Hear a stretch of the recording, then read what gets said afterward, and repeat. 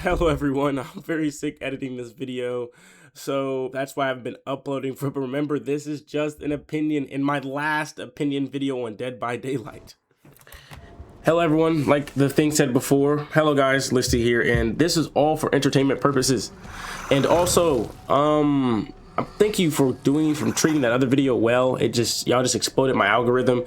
But today's video is about why killers keep leaving the game and what makes it so hard to be a DBD killer. See you soon. So let's have a deep dive into the fog and look why Dead by Daylight killers are hitting the leave match button at almost record-breaking rates. Now, we all know what Dead by Daylight is. Dead by Daylight is a asymmetrical balance that feels like a tightrope over a pit of falling debris with spikes under you. For killers, at least, the team pressure is constant, but for survivors, the game can feel more often like a playground. You know, because this is my breakdown of why the killer strike and rage quitting and all that other stuff is becoming so common in games, and you can't tell me it's not. You know why you can't tell me it's not? Because I've seen it myself. Right now, this is the first. The second, job stress. See, being a killer in DBD isn't just playing a game, even though you are. It's like managing a 5-star restaurant, you know. But a survivor can just hide and focus on one objective. But the killer must generate pressure. He has to make sure, he has to check like 5,000 different locations, right? He find like 5,000 locations. He has to chase.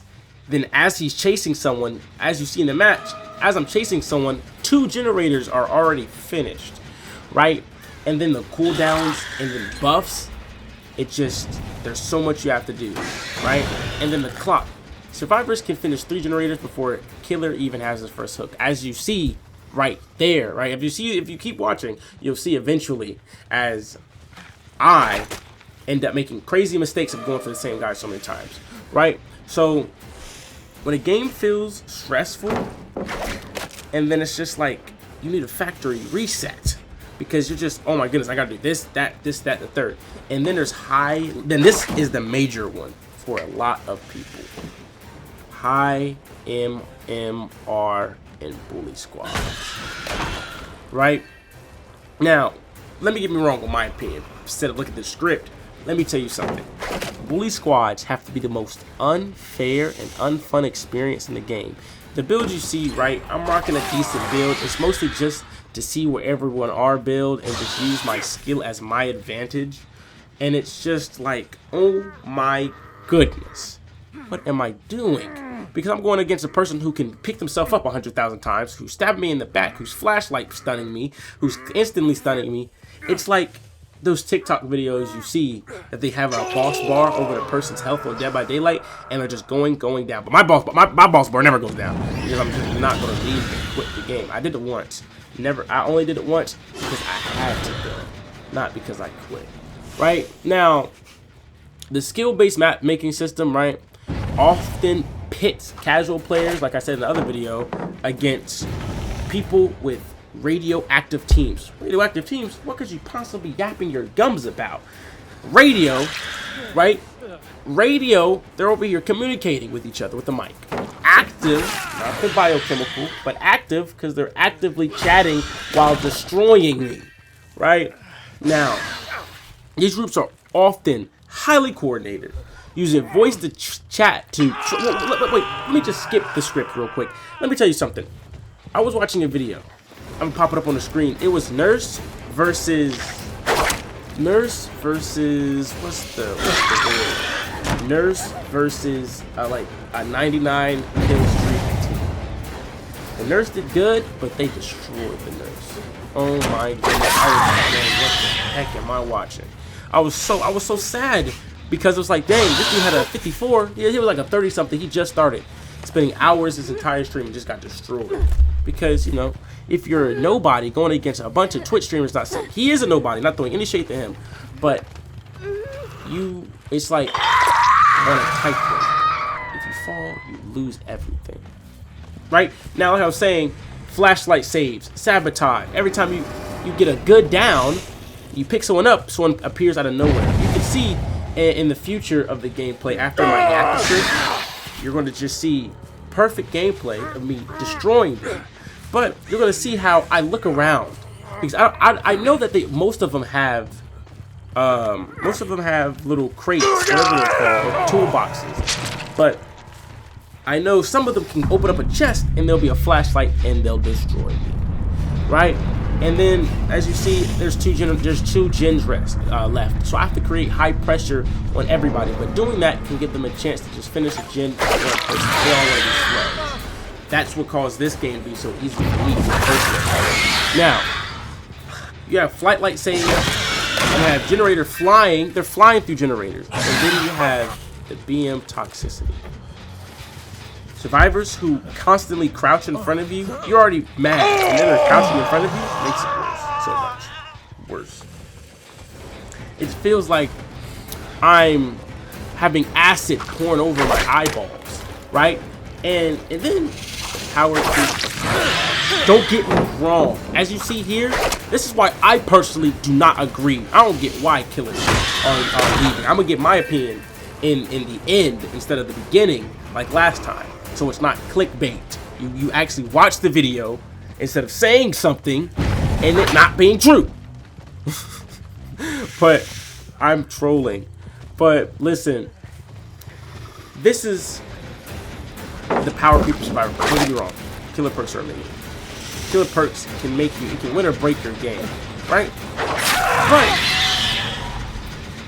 you have second chance, decisive strike, unbreakable will, and off the record can make the killer feel like they have to actually destroy a survivor, Mori a survivor, so this is my favorite, Mori a survivor before they can even do absolutely anything, right? And then some maps are notoriously survivor-sided, like they have infinite loops or connected windows that certain killers like Trapper or Huntress or Springtrap, a whole bunch of killers that they can't get over that. They can't get over the vault because, you know, vaulting takes 10,000 years to do unless you have a perk. And that's why Alien's an amazing killer, because, come on, I'm over here over the smallest thing, right? And now the 2v8 mode. I heard there's a 2v8 mode, and it makes it even worse. It's all it is two killers going against each other, and then finally have a teammate, but it's 2 times more survivors. If they all have flashlights, look at this. See how I look around, making sure there's no one here. I'm scared to pick them up because they'll just slam it on me, right? But their people are not that smart. But the 2v8 aspect, absolutely horrible. Just my opinion. But now the lack of scare factor. Now there's a lot of YouTubers. Pop it up on the screen for me. Bing, bing, bing, bing, bing. There's a lot of YouTubers that scare. Yeah, but the Daylight's supposed to be a horror kind of like game. Right now they shift from it time to time. They got Chucky. Right, they got that one bear on the Trapper skin. So like, if you're trying to scare someone, it's hard to scare or do like a content video on scaring survivors if they're a bully squad. You know what I mean? So it kind of sucks. Now listen. This is my little chart. You don't see it, but I do. My little chart that I've written down. We have killer stress, survivor counterplay, and the result for the killer. Now, long chases. If you don't have a killer like Wesker, who can, or Alien that can shoot who can dash 1,000 meters or shoot their tail 100 billion meters far away, and it's like, come on. Long chases last forever, and the generators just vanish. Boom, boom, boom, boom, boom, boom, boom, boom, boom, like that. Like, right? And infinite for survivors, that's for killers. But then you have survivors. They have infinite loops, crazy amounts of windows, and the result for both of them, if they have a killer like me, frustration. If they result in something else, or infinite loops for the killer, just frustration. Hard earned downs, flashlight perks, pallet saves. It's just like, please keep me out of the game, right? And then you have the in-game collapse. Everyone's alive on their first hook, and they've been bullying you the entire time, and they just let you kill them because of pity. I leave the game like that before the game even ended, right? And then gen rushing is just horrible.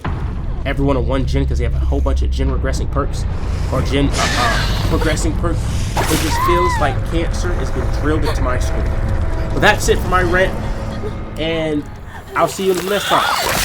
See you later, alligator.